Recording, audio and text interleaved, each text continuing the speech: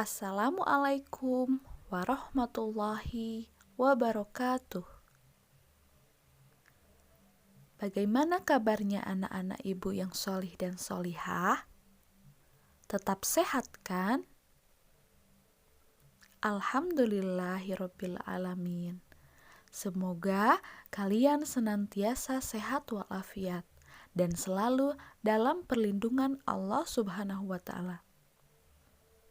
Kembali lagi kita belajar dari rumah. Harus tetap semangat ya dalam menuntut ilmu. Baiklah anak-anak ibu yang solih dan solihah, kita mulai pelajaran hari ini dengan membaca doa sebelum belajar. Dimulai dari basmalah. Bismillahirrahmanirrahim. Rabbi zidni ilman warzuqni fahman. Rabbi srohli sodri wa yassirli amri wahlul uqdatam min lisani yafqahu qawli. Hari ini kita akan belajar tentang hadis tentang perilaku mandiri, percaya diri, dan tanggung jawab. Silahkan kalian buka halaman 19 ya, di buku paket agama Islam. Materi yang pertama yaitu hadis tentang perilaku mandiri. Tahukah kalian apa perilaku mandiri itu? Perilaku mandiri adalah perilaku tidak bergantung kepada orang lain. Seorang muslim yang mandiri tidak akan menyusahkan orang lain. Ia akan mengerjakan sesuatu sendiri. Ia tidak akan menyuruh orang lain untuk mengerjakan pekerjaannya. Ia akan bekerja sama dengan orang lain jika pekerjaannya harus dikerjakan bersama. Sebaliknya, orang yang tidak mandiri akan merasa tidak nyaman jika mengerjakan sesuatu sendiri, karena ia selalu bergantung pada bantuan orang lain. Agama Islam sangat menganjurkan umatnya untuk berperilaku mandiri. Rasulullah Shallallahu Alaihi Wasallam bersabda, dari Al-Miqdam radhiyallahu anha, dari Rasulullah Shallallahu Alaihi Wasallam, beliau bersabda, tidaklah seseorang memakan makanan hasil tangan usahanya sendiri itu lebih baik. Sesungguhnya Nabi Allah Daud alaihi salam makan dari hasil tangan usahanya sendiri. Hadis riwayat Bukhari. Kandungan hadis tentang perilaku mandiri sebagai berikut. Yang pertama, anjuran untuk mencari rezeki dengan cara berusaha dan bekerja. Yang kedua, Allah tidak melihat itu besar atau kecilnya pekerjaan. Yang Allah lihat adalah halal atau haramnya pekerjaan. Yang ketiga, lebih baik makan sedikit dari hasil kerja sendiri yang halal daripada makan yang banyak tetapi dari hasil meminta-minta kepada orang lain atau mengemis. Yang keempat, perbuatan meminta-minta atau mengemis adalah perbuatan yang menghinakan diri sendiri. Allah tidak suka orang yang suka meminta-minta. Yang kelima, tidak ada kebaikan dalam hal meminta-minta dibandingkan dengan kebaikan dalam berusaha sendiri untuk mendapatkan rezeki yang halal. Nah, bagaimana anak-anak ibu sekarang? Apakah sudah bisa mandiri? Contoh berperilaku mandiri yaitu yang pertama adalah mengerjakan tugas sekolah sendiri. Yang kedua, mencuci piring setelah makan. Yang ketiga, mengerjakan ujian tanpa mencontek. Dan yang keempat, membantu ibu di rumah maupun di luar rumah. Kalau kalian, apakah sudah berperilaku mandiri? Coba, siapa yang di sini sudah mandiri? Materi yang kedua yaitu hadis tentang percaya diri. Percaya diri adalah kepercayaan kepada kemampuan sendiri untuk melakukan suatu tindakan.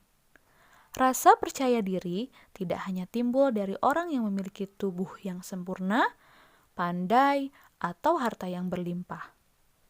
Akan tetapi, rasa percaya diri bisa timbul dari siapa saja yang percaya bahwa dirinya mampu melakukan sesuatu. Rasa percaya diri sangat dibutuhkan oleh setiap orang untuk meraih kesuksesan. Karena tanpa rasa percaya diri, sulit bagi seseorang untuk bisa berbuat dengan baik. Orang yang percaya diri yakin jika ia berbuat baik, maka ia pun akan mendapatkan kebaikan. Karena Allah Subhanahu wa Ta'ala akan melipat gandakan balasan bagi orang yang berbuat baik.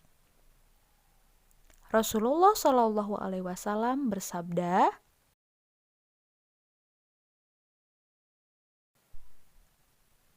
kandungan dari hadis tersebut yaitu yang pertama, jika manusia mau berusaha ketika menginginkan sesuatu, maka Allah akan memberikan manusia hasil terbaik.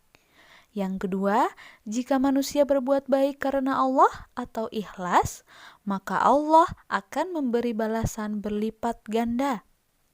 Yang ketiga, jika manusia berbuat buruk, maka Allah akan memberi balasan setimpal.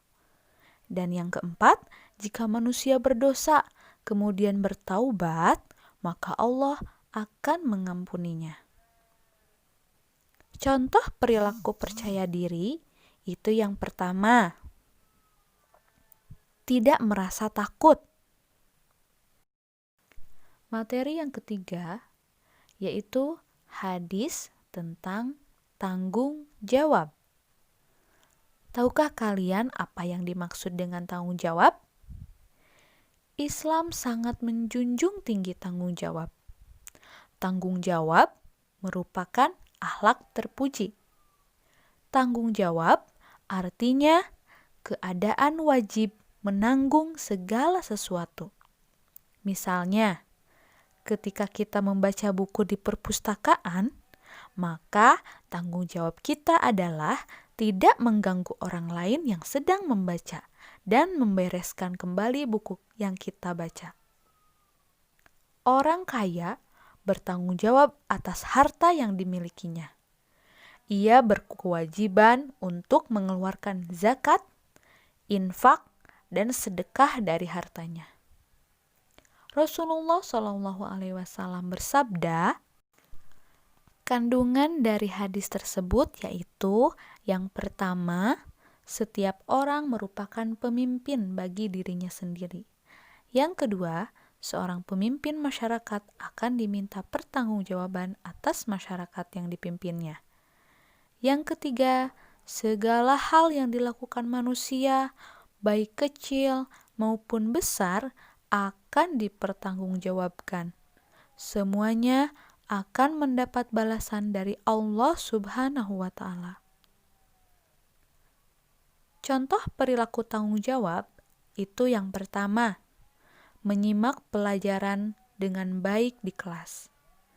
Jikalau guru sedang menjelaskan, kalian harus simak dengan baik-baik ya anak-anak. Yang kedua, melaksanakan piket kelas. Kalau kalian sudah ada jadwal piket kelas, kalian harus tanggung jawab. Yang ketiga, mengembalikan buku pinjaman di perpustakaan tepat waktu. Dan yang keempat, sholat harus tepat waktu.